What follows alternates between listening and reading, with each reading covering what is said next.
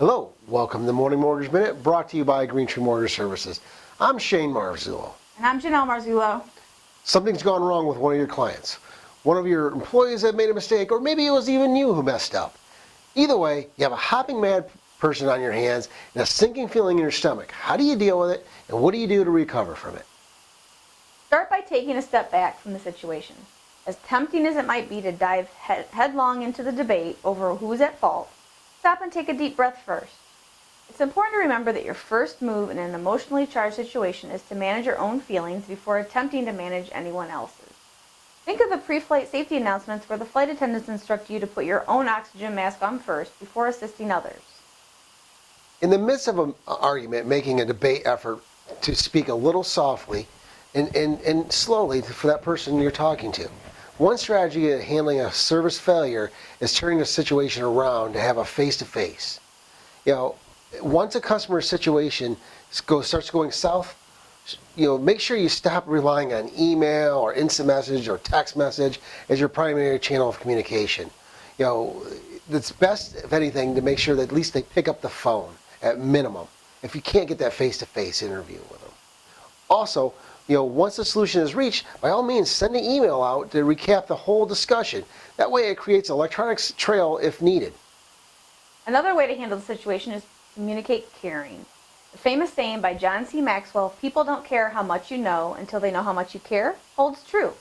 Remember this principle when talking to an irate customer. As a business owner, you're likely to have more information about the situation than the customer, and you may feel like a simple explanation is all that is required. However, if someone is really upset, they won't be able to listen to your version of events, even if they are correct, until they have calmed down. So, don't waste your breath by going over contract clauses until you've dealt with the person's concerns. Speak directly to their feelings with empathy and reassurance. For example, boy, if that happened to me, I'd be upset too. I'm sorry this really happened, but I'm going to do my best to fix it, and I'll make sure it gets taken care of. You could also try walking your customer through their story so that you can understand the sequence of events through their eyes. Avoid interrupting with what really happened. Ask questions and paraphrase to show you're fully engaged in their narrative. Once they have had a chance to fully tell their side of the story to a sympathetic listener, you may find that much of the wind has gone out of their sails. Another thing to remember is when you first pick up the phone to someone yelling on the other end, your goal is probably to make sure things went right. They were back the way they were. So there's evidence, though, recovering from a service failure can actually make a relationship stronger than it was before. Service failures are a test, and if you ace that test, you can wind up with even a greater trust and loyalty because the consumer has now seen how you react to adversity. Exceptional service recovery can translate to a boost of referrals, as your former irate customer tells all their friends about how you went the extra mile to make things right.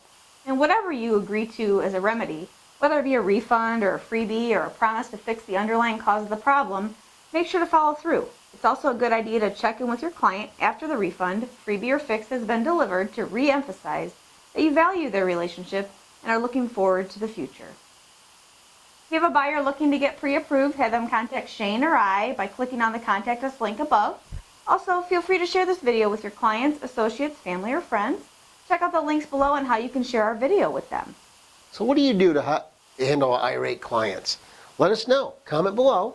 Also, check out, if you were the first time getting this, subscribe into it. Or you can look at our old archives.